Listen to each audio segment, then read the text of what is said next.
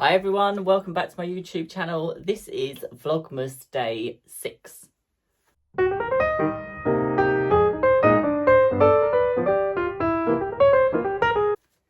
So today we have a very clingy Luna. I have been at work all day, which is why nothing exciting in the sewing room has happened. But she has obviously missed having me at home, so she's been very snuggly, cuddly today. And she's also looking out of the window at something that's clearly very interesting. Okay, let's get on with the countdown to Christmas and open day 6. Luna, are you going to help? I think you might. If there's anything in here you want to eat. So today's advent calendar present is some lovely pearl topped needles by Prim. There's 40 in there. That is great. These are what I use for pinning my patterns to my fabric if I'm using large paper patterns that are too big for the cutting mats. So that is a welcome addition to my sewing room, because the ones that are on my magnetic pin cushion that I use for that have gone blunt, where I shove them through printed paper from my printer and sellotape and all sorts of other things that get sticky and gummed up.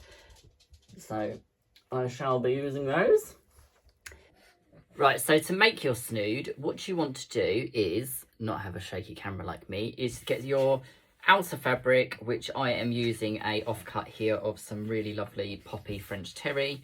This is 12 inches in height, as is the Sherpa, which I'm using for the lining. So what you want to do is basically cut a piece of fabric that is 24 inches long with the width way grain of the fabric, so that you've got the stretch across this way.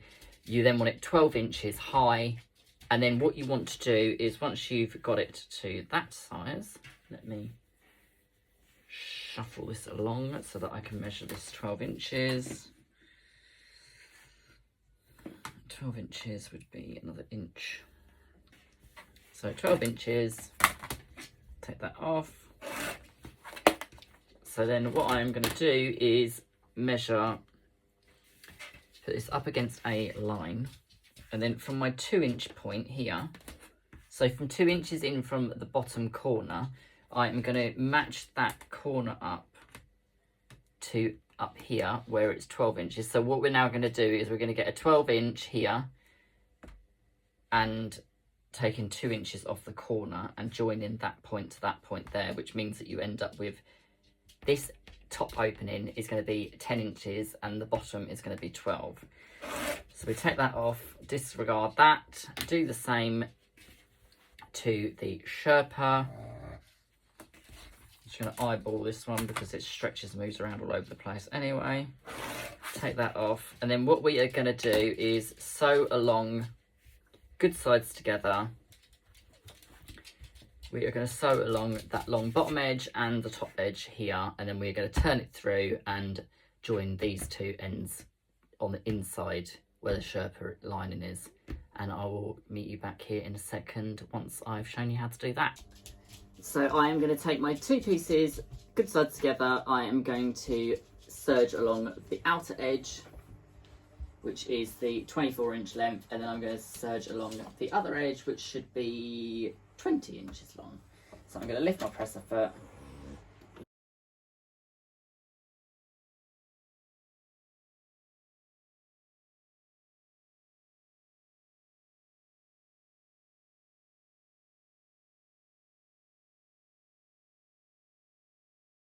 This is when your serger decides to run out of looper thread. Bear with me 2 seconds. Back to this side, and we will just get this corner finished where I run out of thread.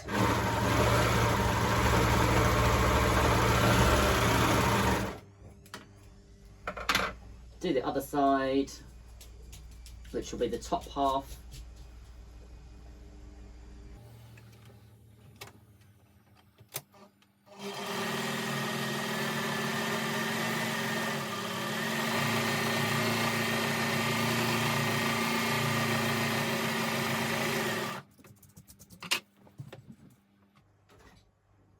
And then what we want to do is turn this through so that good sides are facing outwards. So we now have a funnel shape. So we've got the outer fabric. I'll put it down here. We've got the outer fabric, lining fabric. What we want to do is serge now. Is serge the two top sections as far as you can of those two.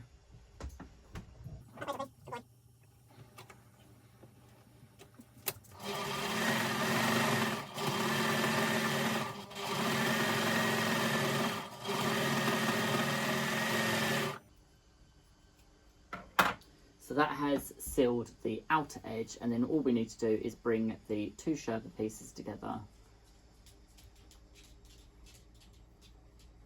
I mean, what you can do really is sew as far around there as you can get it, so that you're only leaving an opening.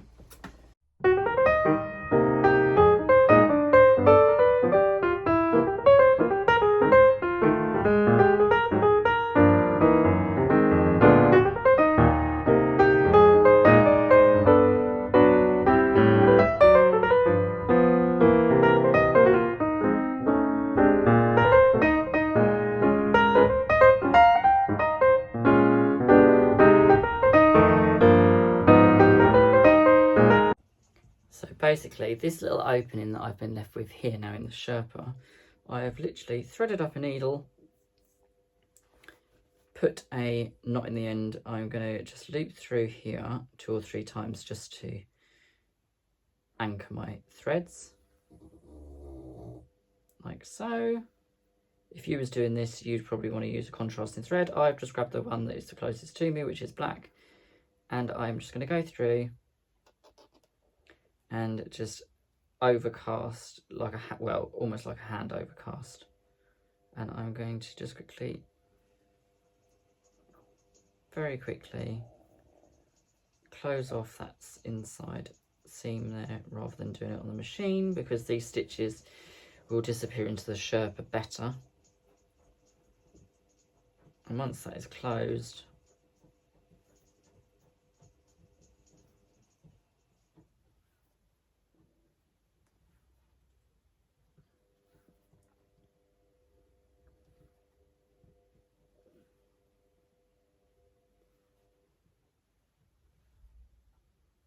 you then have a very, very quick, very, very easy, patternless, because it's literally just a case of cutting to the measurements, snood, which will keep you nice and toasty. You can make it out of a fleece lining. You can, don't use your rotary cutter to cut your threads. So there is the seal on there, and you can literally turn it through and you have yourself a lovely stretchy snood. So there you have your nice roasty toasty Sherpa lined snood to keep you nice and warm around your neck in this coming winter. If you want to adjust the pattern to make it slightly larger, you can just add an inch or so to the top and bottom measurements of the layout that I've shown you. So have a play around and let me know if you make one. If you do, tag me on Instagram so that I can see your little quick 10-minute snood, and I will see you all soon. Bye.